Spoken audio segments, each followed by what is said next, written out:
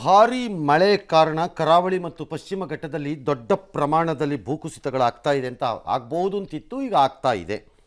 ಮಂಗಳೂರಿನಲ್ಲಿ ಕಟ್ಟಡ ಕಾಮಗಾರಿ ಮಾಡ್ತಾ ಇದ್ರು, ಕುಸಿದು ಬಿಡ್ತು, ಇಬ್ಬರು ಸಿಗಾಕೊಂಡ್ಬಿಟ್ರು. ಪುಣ್ಯಕ್ಕೆ NDRF ಅವರೇನೋ ಬಂದೇನೋ ಅಡ್ಜಸ್ಟ್ ಮಾಡ್ಕೊಂಡು ಒಬ್ಬರನ್ನ ಎಳ್ಕೊಂಡ್ಬಿಟ್ರು ಆಚೆಗೆ, ಇನ್ನೊಬ್ಬರನ್ನ ಆಗಲೇ ಇಲ್ಲ ಉಳಿಸ್ಕೊಳ್ಳೋಕ್ಕೆ. ಉತ್ತರ ಪ್ರದೇಶದ ಚಂದನ್ ಅನ್ನೋ ವ್ಯಕ್ತಿ ಪಾಪ ಕಾರ್ಮಿಕ ಮೃತಪಟ್ಟರು. ಇನ್ನೊಬ್ಬ ರಾಜ್ಕುಮಾರ್ ಅನ್ನೋರಿಗೆ ಚಿಕಿತ್ಸೆಯನ್ನು ಕೊಡಿಸ್ತಾ ಇದ್ದಾರೆ. ಈಗ ಮಂಗಳೂರಿನ ನಗರ ಪಾಲಿಕೆನೋ ಅಥವಾ ಜಿಲ್ಲಾಡಳಿತನೋ ಹೇಳಿದೆ, ಮಳೆಗಾಲ ಮುಗಿಯೋವರೆಗೂ ಯಾರು ಏನು ಕನ್ಸ್ಟ್ರಕ್ಷನ್ ವರ್ಕು ಮಾಡಬೇಡಿ ಅಂತ. ಒಂದು ಬಲಿ ಆಯ್ತು. ಈಗ ಅತ್ತ ಶಿರಾಡಿ ಘಾಟ್ ಮಾರ್ಗದಲ್ಲಿ ಸಕಲೇಶ್ಪುರ ಬೈಪಾಸ್ ರಸ್ತೆ ನಡೀತಾ ಇದೆ, ಅದಕ್ಕೆ ತಡೆಗೋಡೆ ನಿರ್ಮಿಸಿಲ್ಲ.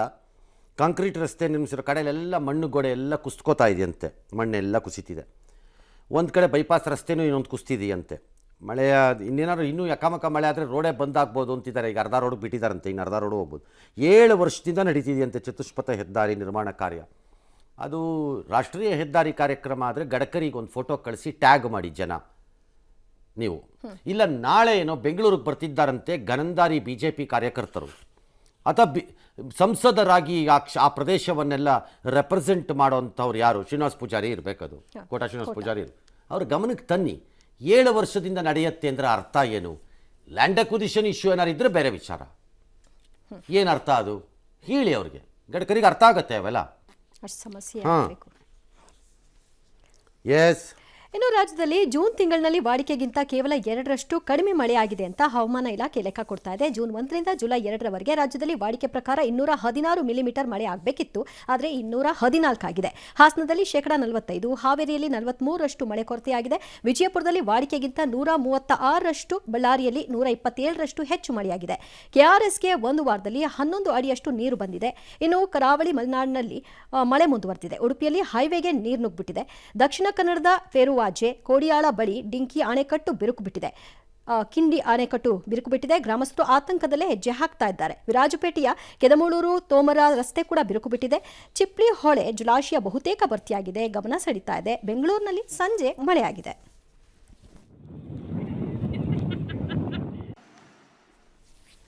ಇದು ಆವ್ರೇಜ್ ಮಳೆ ಲೆಕ್ಕಾಚಾರ. ರಾಜ್ಯದಲ್ಲಿ 2 ಕಡಿಮೆ ಆಗಿದೆ, 1 ಕಡಿಮೆ ಆಗಿದೆ, 4 ಕಡಿಮೆ ಆಗಿದೆ, ಆವ್ರೇಜ್. ಅದು ಸ್ಟೇಟ್ ಆವ್ರೇಜ್ ತೊಗೊಂಡಿರ್ತಾರೆ.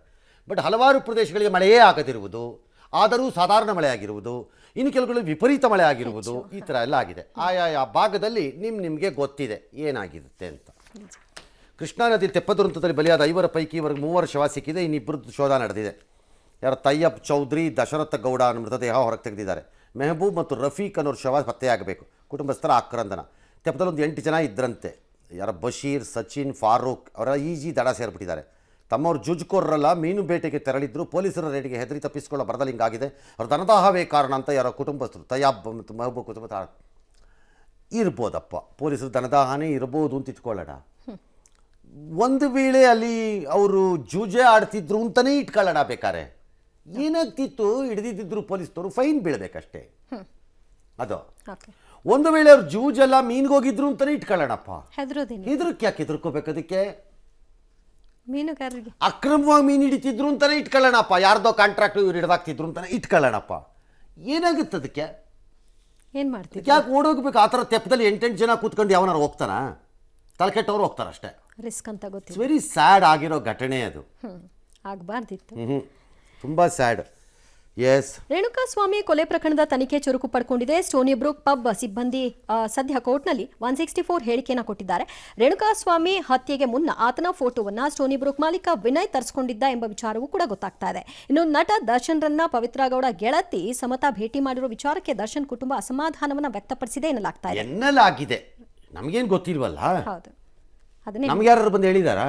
ಇಲ್ಲ. ಮತ್ತೆ ನಾವೇ ಕೇಳಬೇಕಾದ್ರೆ ಎನ್ನಲಾಗಿದೆ ಅಂತ ಆ ಥರದ್ದು ವಿಚಾರ ಬರ್ತೀವಿ ಸರ್. ಇನ್ನು ಈ ಮಧ್ಯೆ ಜೈಲಿಗೆ ಇವತ್ತು ಕೂಡ ಪವಿತ್ರ ಗೌಡ ಕುಟುಂಬಸ್ಥರು ಹೋಗಿದ್ರು, ಪೋಷಕರು ಭೇಟಿ ಮಾಡಿದ್ರು. ಪ್ರಕರಣ ಮುಗಿಲಿ, ಆ ನಂತರ ಮಾತನಾಡ್ತೀನಿ ಅಂತ ಅವರ ತಾಯಿ ಹೇಳಿದ್ದಾರೆ. ಇನ್ನು ಚಿತ್ರದುರ್ಗದಲ್ಲಿ ರೇಣುಕಾಸ್ವಾಮಿ ಮನೆಗೆ ಪೊಲೀಸರು ಭೇಟಿ ಕೊಟ್ಟರು, ಆಧಾರ್ ಕಾರ್ಡ್ ಸಂಗ್ರಹ ಮಾಡಿದ್ದಾರೆ. ರೇಣುಕಾಸ್ವಾಮಿ ಹೆಸರಿನಲ್ಲಿದ್ದ ಮೊಬೈಲ್ ನಂಬರ್ನ ಡ್ಯೂಪ್ಲಿಕೇಟ್ ಸಿಮ್ ಅನ್ನು ಖರೀದಿ ಮಾಡಿದ್ದಾರೆ. ಈಗ ಹಲವರು ರೇಣುಕಾಸ್ವಾಮಿ ವಿರುದ್ಧ ಆರೋಪ ಮಾಡ್ತಿದ್ದಾರಲ್ಲ, ಮೊದಲ್ಯಾಕೆ ಮಾಡಲಿಲ್ಲ ಅಂತ ಕೇಳಿದ್ದಾರೆ. ಆಯಿತು, ಮೊದಲು ಮಾಡೋಕ್ಕೆ ಅವ್ರ ಬಗ್ಗೆ ಏನಿತ್ತು ಇಲ್ಲ ಅನ್ನೋದನ್ನು ಆಮೇಲೆ ಅದು ತನಿಖೆಯ ಭಾಗವೇ. ಅವರೇನು ಮಾಡಿದ್ರು ಮೃತ ವ್ಯಕ್ತಿ ಅನ್ನೋದು ತನಿಖೆಯ ಭಾಗನೇ ಆಗಬೇಕು. ಅದನ್ನು ಬರುತ್ತೆ ಆ ಪ್ರಕರಣ, ಅದು ಬರುತ್ತೆ ಆ ಜಾಗದಲ್ಲಿ. ಇನ್ನು ಈ ಮಧ್ಯೆ ಅವರು ಮೇಡಮ್ ದರ್ಶನ್ ಅವರ ಪತ್ನಿ ವಿಜಯಲಕ್ಷ್ಮಿ ಆಯುಕ್ತರಿಗೊಂದು ಕಾಗದ ಬರೆದಿದ್ದಾರಂತೆ. ದಾಖಲೆಗಳಲ್ಲಿ ಪವಿತ್ರ ಗೌಡ ಅವರನ್ನು ನೀವು ಪತ್ನಿ ಅಂತ ತೋರಿಸ್ಬೇಡಿ, ಎಲ್ಲವೇ ಅವ್ರ ಮದುವೆ ಆಗಿಲ್ಲ, ನಾನು ಪತ್ನಿ ಅದು ಅಂತ ಒಂದು ಲೆಟರ್ ಬರೆದಿದ್ದಾರಂತೆ. I am surprised. ಪೊಲೀಸ್ನವ್ರು ನೀವು ಇಷ್ಟೆಲ್ಲ ಚೆನ್ನಾಗಿ ಮಾಡ್ಕೊಂಡು ಹೋದವ್ರು ಈ ಕೇಸಲ್ಲಿ how do you show her as a wife? ನೀವು ವೈಫ್ ಅಂತ ತೋರ್ಸೋಕ್ಕೆ ಬರಲ್ಲ, ಗೆಳತಿ ಅಂತಾನೆ ತೋರಿಸ್ಬೇಕು ಅಷ್ಟೇ. ಬಿಯಾಂಡ್ ದಟ್ ನಮಗೇನು ಗೊತ್ತಿಲ್ಲ, ಗೆಳತಿ ಅಂತಲೇ ತೋರಿಸ್ಬೇಕು ನೀವು, ಅಲ್ವಾ? ಆದ್ದರಿಂದ ಅದೇನು ಗೊತ್ತಿಲ್ಲ, ನನಗೆ ಆಶ್ಚರ್ಯ ಆಗ್ತಾ ಇದೆ ಅದನ್ನು ಯಾಕೆ ತೋರಿಸಿದ್ರು ಅಂತ. ಎರಡನೇದಿಗೆ ಅವ್ರು ಭೇಟಿ ಮಾಡಿದಾರೋ ಇಲ್ವೋ ನಮಗೇನು ಗೊತ್ತು. ಅಯ್ಯೋ ಭೇಟಿ ಮಾಡಿದಾಗ ಅವ್ರು ಏನು ಹೇಳಿದ್ದಾರೆ, ನಮಗೆ ಕೋಪ ಬಂದಿದೆ ಅಂತ ಅವ್ರ ಕುಟುಂಬದವ್ರು ಅಂದರೆ, ಈಗ ಹೇಳ್ದಂಗೆ ಅದನ್ನು ಹೇಳಿದ್ರೆ ಹೇಳ್ಬೋದು ನಾವು. ಹೌದು, ಬಹಿರಂಗವಾಗಿ ಬಂದಿದ್ರೆ ನಮಗೇನು ಗೊತ್ತು ಅವ್ರಿಗೆ ಬೇಜಾರಾಗಿದೆಯೋ ಬೇಜಾರಾಗಿಲ್ವೋ, ಕೋಪ ಮಾಡ್ಕೊಂಡಿದ್ದಾರೋ ಕೋಪ ಮಾಡ್ಕೊಂಡಿಲ್ವೋ, ದರ್ಶನ್ ಪವಿತ್ರ ಗೌಡ ಸವಸ ಸಾಕು ನನಗೇನೋ ನಿರ್ಧಾರಕ್ಕೆ ಬಂದಿದ್ದಾರೋ ಅಥವಾ ಬಂದಿಲ್ವೋ, ನಮಗೇನು ಗೊತ್ತು. ರಾಜ್ಯಸಭೆಗೆ ನಾಮನಿರ್ದೇಶಿತ ಆಗಿರುವಂಥ ಸುಧಾಮೂರ್ತಿಯವರು ಇವತ್ತಲ್ಲಿ ಮೊದಲ ಭಾಷಣವನ್ನು ಮಾಡಿದ್ದಾರೆ. ಮಹಿಳಾ ಆರೋಗ್ಯದ ಕುರಿತಾಗಿ ಅವರು ಬಹುಮುಖ್ಯವಾಗಿ ಮಾತಾಡಿರೋದು. 9 ರಿಂದ 14 ವರ್ಷದೊಳಗಿನ ಹೆಣ್ಣುಮಕ್ಕಳಿಗೆ ಸರ್ವೈಕಲ್ ವ್ಯಾಕ್ಸಿನ್ ಕೊಡಿಸಿದ್ರೆ ನಾವು ಕ್ಯಾನ್ಸರ್ ತಡೆಗಟ್ಬೋದು ಅಂತ ಹೇಳಿದ್ದಾರೆ. ಭಾಳ ಕರೆಕ್ಟ್ ಅದು. ಇದನ್ನು ಮಾಡ್ಕೊಂಡು ಹೋದರೆ ತುಂಬ ಹೆಣ್ಮಕ್ಕಳು ಇದಾಗತ್ತೆ. ಅದರಲ್ಲೂ ಮೊದಲೇ ಮಾಡಿಕೊಂಡ್ರೆ ಹೆಣ್ಮಕ್ಕಳಿಗೆ ಈ ಚಿಕ್ಕ ವಯಸ್ಸಲ್ಲಿ. ಕಾರಣ ಚಿಕ್ಕ ವಯಸ್ಸಿನಲ್ಲಿ ವಯಸ್ಸಿದ್ದಾಗ ಕ್ಯಾನ್ಸರ್ ಬಂದರೆ it will be very aggressive. Cancer ಈ ಬಿಲೋ 50, 40, 45 ಕೆಳಕ್ಕೆ ಬಂದಾಗ ತುಂಬ ಅಗ್ರೆಸಿವ್ ಆಗಿ ಬಿಹೇವ್ ಮಾಡುತ್ತೆ ಡಿಸೀಸ್ ಅದು. ಹಾಗಾಗಿ ಇದನ್ನು ಮಾಡಿಸೋದು ಒಳ್ಳೆಯದು. ಪೂರ್ತಿ ಇದಾಗತ್ತೆ ಅಂತ ಹೇಳಿದ್ರು ಒಂದು ಕಂಟ್ರೋಲರು ಬರ್ಬೋದು, ಯಾರಿಗಾರು ಒಂದಷ್ಟು ಜನಕ್ಕೆ ಲಾಭ ಆಗುತ್ತೆ. ರಸ್ತೆ ಬದಿ ಟಾಯ್ಲೆಟ್ಗಳು ಸುಧಾರಣೆ ಮಾಡಿ ಅಂತಂದರು. ಕುಟುಂಬದಲ್ಲಿ ಒಂದು ತಾಯಿ ಸತ್ತರೆ ಅದು ಆಸ್ಪತ್ರೆಗೆ 1,000 ಲೆಕ್ಕ, ಅದರ ಕುಟುಂಬಕ್ಕೆ ಅದು ತೀರದ ನೋವು. ಇನ್ನೊಂದು ಸರಿ ಹೇಳ್ತೀನಿ, ರಾಜ್ಯದ ಇತ್ತೀಚಿನ ದಿನಗಳಲ್ಲಿ ನಡೆಯುತ್ತಿರುವಂತಹ ಘಟನೆಗಳ ಹಿನ್ನೆಲೆಯಲ್ಲಿ ಆ ಹಿನ್ನೆಲೆಯಲ್ಲಿ ನಮ್ಮ ವೀಕ್ಷಕರು ಇದನ್ನು ಅರ್ಥ ಮಾಡ್ಕೋತೀರಿ ಅನ್ಕೋತೀನಿ. ಕುಟುಂಬವೊಂದರಲ್ಲಿ ತಾಯಿ ಮೃತಪಟ್ಟರೆ ಅದು ಆಸ್ಪತ್ರೆ ಲೆಕ್ಕದಲ್ಲಿ ಒಂದು ಸಾವು. ಕುಟುಂಬದಲ್ಲಿ ಯಾರೋ ಒಬ್ಬರು ಯಾವುದೋ ಕಾರಣಕ್ಕೆ ಯಾವುದೋ ಕೋಪದಲ್ಲಿ ಮೃತಪಟ್ಟರೆ ಅದು ಅವರಿಗೆ ಒಂದು ಜಸ್ಟ್ ಸಾವು ಅಥವಾ ಪೊಲೀಸರಿಗೆ ಒಂದು ಮರ್ಡರ್ ಕೇಸು. ಆ ಕುಟುಂಬಕ್ಕೆ ಅದನ್ನು ಮರೆತು ಭಾಳ ಜನ ಇವತ್ತಿನ ದಿನ ಓಡಾಡ್ತಿದ್ದಾರೆ ಈ ರಾಜ್ಯದಲ್ಲಿ. ಅರ್ಥ ಮಾಡ್ಕೊಳ್ಳಿ. ನಮ್ಮ ಕುಟುಂಬದಲ್ಲಿ ಆದಾಗ ಮಾತ್ರ ಗೊತ್ತಾಗಬೇಕೇನು? ಏನೇ ಪ್ರೈಮ್ ಮಿನಿಸ್ಟರ್ ಅದನ್ನು ಒಪ್ಕೊಂಡಿದ್ದಾರೆ, ಲಸಿಕೆ ಹಾಕ್ಸೋ ಕ್ರಮ ತಗೋತೀನಿ ನಾನು ಅಂತ ಭರವಸೆ ಕೊಟ್ಟಿದ್ದಾರೆ. ಎಸ್, ವಿಮಾನ ಮಾದರಿ ಐಶ್ವರ್ಯ ಏನು ಹೇಳಿದ್ದಾರೆ ಒಂದು ನಿಮಿಷ ಇರ್ರಿ ಕೇಳಿಸ್ಕೊಳ್ಳೋಣ. Women in general is her health, because she always neglects her health and takes care of the family, and because of that many women suffer in real life with cervical cancers known as the cervical vaccination, which can, if the girls take that, it can be avoided. That we should incorporate that vaccination for the benefit of our girls, because prevention is better than cure. Bharat ने नारा नहीं निष्ठा के साथ women lead development की ओर कदम बढ़ाए। मैं आदरणीय सांसद सुधा मूर्ति जी का आभार व्यक्त करता हूं कि कल उन्होंने चर्चा में महिलाओं के आरोग्य के विषय पर बल दिया था। विमेन हेल्थ, सैनिटेशन, वेलनेस पर हमने टॉयलेट हो, ಸ್ಯಾನಿಟರಿ ಪ್ಯಾಡ್ಸ್ हो, ವ್ಯಾಕ್ಸಿನೇಷನ್ की ಇಟ್ಸ್ ಅ ವಂಡರ್ಫುಲ್ ಸಜೆಷನ್. ಅವ್ರದ್ದು ಮೊದಲನೇ ಭಾಷಣದಲ್ಲಿ ಅದನ್ನು ಕೊಟ್ಟು ಸರ್ಕಾರ ಒಪ್ಪಿದೆ ಅಂತಿದ್ದಾರೆ. ನೀವು ಜಾರಿಗೆ ತಂದರೆ ನನ್ನ ಪ್ರಕಾರ ದಿ ಬೆಸ್ಟ್ ಫಸ್ಟ್ ಸ್ಪೀಚ್ ಆಗ್ಬೋದು. ಅದು ದೇಶ ಜನರಿಗೆ ಒಳ್ಳೇದಾಗೋ ವಿಚಾರದಲ್ಲಿ. ಎಸ್, ವಿಮಾನ ಮಾದರಿ ಐಷಾರಾಮಿ ಸೌಲಭ್ಯ ಇರುವ ಬಸ್ ಅನ್ನ ಜನರ ಬಳಕೆಗೆ ತರಲು ಕೇಂದ್ರ ಸರ್ಕಾರ ಪ್ಲಾನ್ ಮಾಡ್ತಾ ಇದೆ ಅಂತ ಸಚಿವ ನಿತಿನ್ ಗಡ್ಕರಿ ಹೇಳಿದ್ದಾರೆ. ಜೆಕ್ ರಿಪಬ್ಲಿಕ್ ದೇಶಕ್ಕೆ ಹೋದಾಗ ಅಲ್ಲಿ 3 ಬಸ್ಗಳನ್ನ ಸೇರಿಸಿ ರೂಪಿಸಿದ ಒಂದು ಟ್ರಾಲಿ ಬಸ್ ಅನ್ನ ನೋಡಿದ್ದಾರೆ. ಅದನ್ನು ಗಮನಿಸಿ ಟಾಟಾ ಸಂಸ್ಥೆಯ ಸಹಯೋಗದಲ್ಲಿ ನಾಗ್ಪುರದಲ್ಲಿ ಈಗ ಪೈಲಟ್ ಪ್ರಾಜೆಕ್ಟ್ ಅನ್ನ ಕೈಗೊಂಡಿದ್ದಾರೆ. 132 ಸೀಟ್ಗಳ ಎಲೆಕ್ಟ್ರಿಕ್ ಬಸ್ ಇದಾಗಿರುತ್ತೆ ಅಂತ ಹೇಳಿದ್ದಾರೆ. ಎಲ್ಲ ಬಸ್ ಏನೋ ದೊಡ್ಡದು ಕರೆಕ್ಟು. ನಮ್ಮಲ್ಲೂ ಹಿಂದೆ ರಸ್ತೆ ರೈಲು ಅಂತ ಇತ್ತು, 2 ಬಸ್ಸಿನ ಜಂಟಿ ಹಾಕ್ಬಿಟ್ಟು ಮಾಡಿದ್ರು. ನಮ್ಮ ಪ್ರಾಬ್ಲಮ್ ಏನಿದೆ, ಇದು ಕಾಸ್ಟ್ಲಿ ಆಗಿಬಿಟ್ರೆ 138 ಜನ ಸಿಗ್ಬೇಕಾದ್ರೆ ನಮ್ಗೆ ಓಲ್ ಜನ ಸಿಗಲ್ಲ. ಅದು ಕಾಸ್ಟ್ಲಿ ಅಂತ ಹತ್ತಲ್ಲ ಜನ. ಆಮೇಲೆ ಅದು ಲಾಸು ಅಂತೀವಿ. ಓಲ್ವೋ ಎಲ್ಲ ಲಾಸೇ. ನಮ್ಮ BMTCಲಿರೋ ಓಲ್ವೋದೆಲ್ಲ ಲಾಸೇ.